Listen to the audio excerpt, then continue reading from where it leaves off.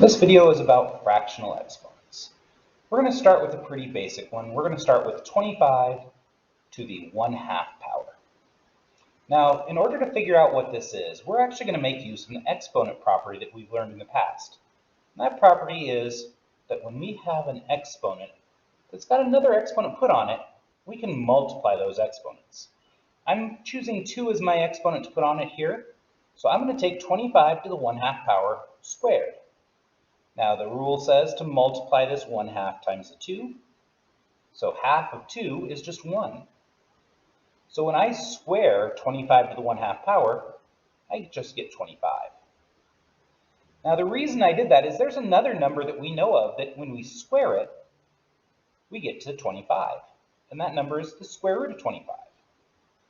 When you square root and square the same number, since those are inverse operations of each other, you can undo each other. The square and the square root undo, leaving just the number 25. So since 25 to the 1/2 power can be squared and make 25, and the square root of 25 can be squared and make 25, what that tells us is that 25 to the 1/2 power must be the same thing as the square root of 25. Now, you can check that on your own with your calculator. If you type in 25 to the 1/2 power, you should get 5. And the same thing is true if you type in the square root of 25. Probably don't even need your calculator for that. That's just 5. So those two are equivalent to each other. And it works the same way with any fraction exponent. Any 1/2 power is going to be the same thing as a square root. So for example, if I asked you to find 13 to the 1/2 power, you could just say, oh, that's the square root of 13. Now that one you would need your calculator for, because you would need to type that in. We could estimate that it's somewhere between 3 and 4, but to know exactly that approximate value, we would have to type it in. Now that's what we deal with when we get a 1/2 power. Let's try a 1/3 power this time. So we're going to look at 27 to the 1/3 power.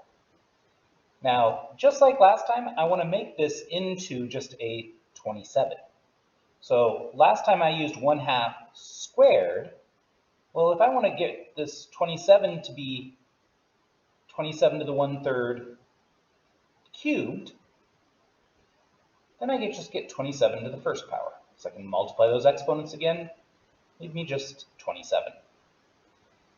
Now, just like with the square root and squaring, a cube root and cubing are inverses. So if I have a cube root of 27 cubed, that also can make 27. So either the 27 to the 1/3 or the cube root of 27, when you cube it, you get to the same place.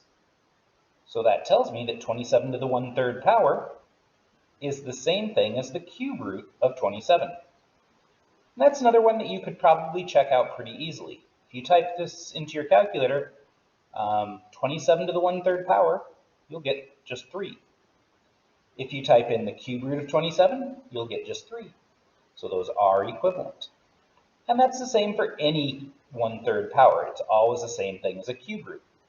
So for example, if I had 90 to the 1/3 power, we could say that's just the same thing as a cube root of 90.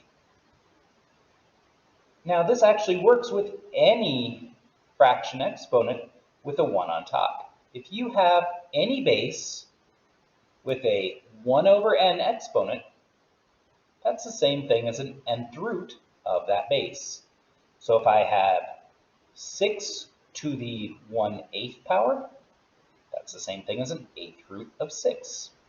If I have 94 to the 1/10 power, that's the same thing as a 10th root of 94, and so on. But that doesn't answer the question of what happens when we have a fraction that's not a 1/2 or 1/3. We're going to look now at 81 to the 3/2 power.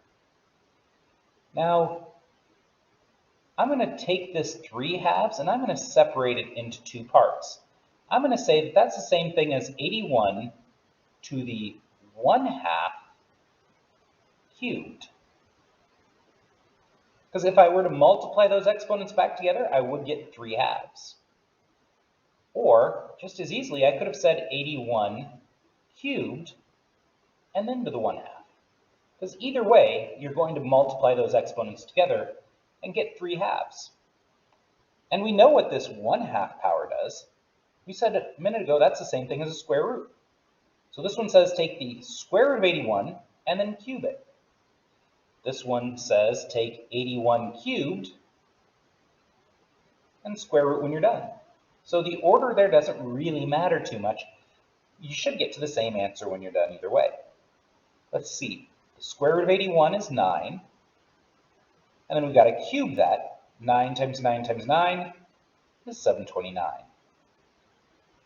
This one is going to be a little bit tougher because the numbers are going to get bigger. We're going to start with the cube. 81 cubed is 531,441. Then we've got to square root that huge number. But if you do that, you do come out to 729. So it doesn't matter which order you did that in. Okay? Either way, 1/2 power cubed or a cube and then a 1/2 power, you'll get to the same final result. So what we're seeing here is that when you have a number with a fraction exponent on it, that's the same thing as doing the nth root of a to the m, or you could also say that's the nth root of a, and then raised to the m afterwards. Either way will give you the same result. The tricky part to remembering this, I think, is getting the exponent and the root straight. A lot of people will get these two numbers mixed around, so here's my little hint on how to remember this. Think of a plant like a tree. When I draw a tree here, I draw all these roots here on the bottom.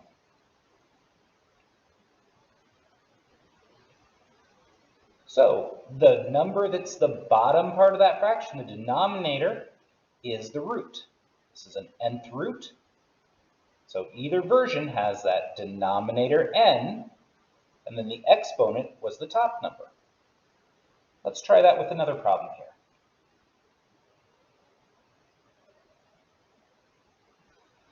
Let's see about 64 to the 2/3 power. So this time, the denominator is the 3. Remember, the root is the bottom. So that's telling me to do a third root of 64 and square the result. Now you can do it in either order. If you want to square that 64 first, you can. But let's pay attention to which one's a little easier as we work through it. The cube root of 64 is 4, and then we square that. 4 times 4 makes 16. If I do it the other order, 64 times 64 makes a much larger number. That's 4,096.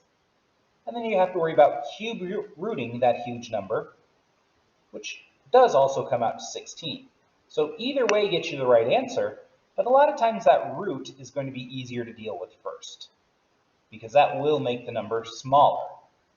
Now that said, I have been picking problems here where we could do these pretty easily without the help of a calculator. I mean, if we're doing the cube root over here, well, there we probably did need a calculator, but for these, since the roots were coming out as whole numbers, they were perfect cubes or perfect squares, we were able to do them pretty easily without a calculator. Most of the time when you're dealing with a fractional exponent, though, that root part will likely come out as a decimal, so you're probably going to need to use a calculator for that. Let's try one more here before we call this video closed. Let's try one with a negative fraction. So let's do 1,000 to the negative 5/3. Now the first thing that you might think about is that negative exponent. Hopefully you remember that a negative exponent means that we have to make a fraction. We have to divide instead of multiply. So I'm going to put 1 divided by 1,000 to the 5/3. Now if I wanted to find that number, 1,000 is going to have a third root Remember, the denominator tells you the root and a fifth power on it. So the cube root of 1,000 is just 10. These 3 tens multiplied together make 1,000. And then we have to raise that to the fifth power. So 10 times 10 times 10 times 10 times 10. We get 1 over 100,000 for a final answer there. The 1 over was because of the negative exponent, and then the 5/3 told me to do a third root and a fifth power. So that is the answer to that negative fractional exponent. Hopefully this video has helped.